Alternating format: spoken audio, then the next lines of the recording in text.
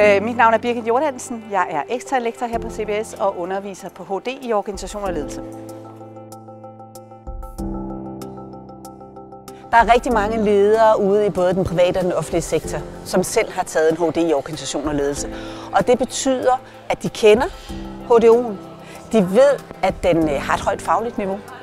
De ved, at det er en uddannelse, som uddanner rigtig gode praktikere, hvor man tilegner sig teori, ikke bare for at blive en god teoretiker, men det er fordi, man faktisk bliver en mere reflekteret og kompetent praktiker.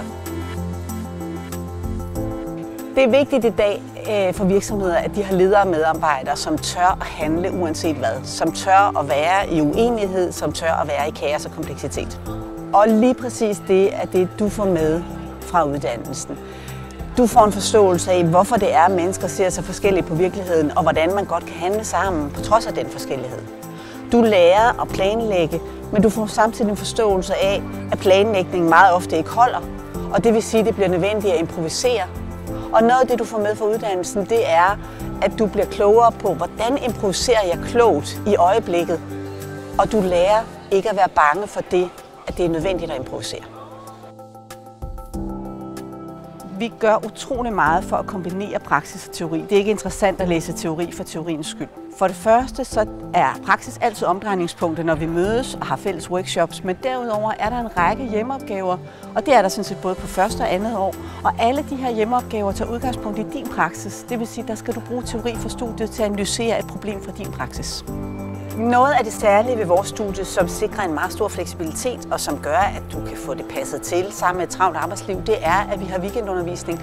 Det vil sige, at der er en workshop cirka en gang om måneden, hvor man møder ind fredag morgen kl. 8 til kl. 16, og så kommer man igen lørdag fra 9 til 16.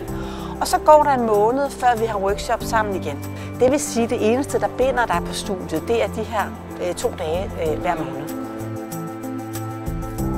Min erfaring er, at virksomheder i dag efterspørger medarbejdere, som kan tænke selv.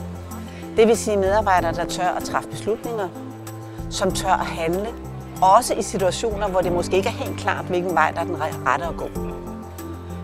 Og netop den sikkerhed får du med fra uddannelsen, fordi du får så grundlæggende en forståelse af, hvad organisationer er for en størrelse, og hvad det kan føre til, alt efter hvordan du handler i en given praksis.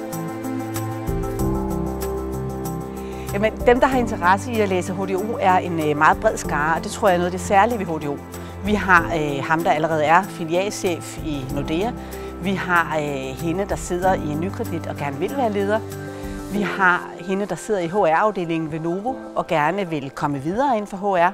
Og vi har måske den selvstændige, som gerne bare vil have flere begreber om, hvad ledelse egentlig er for noget.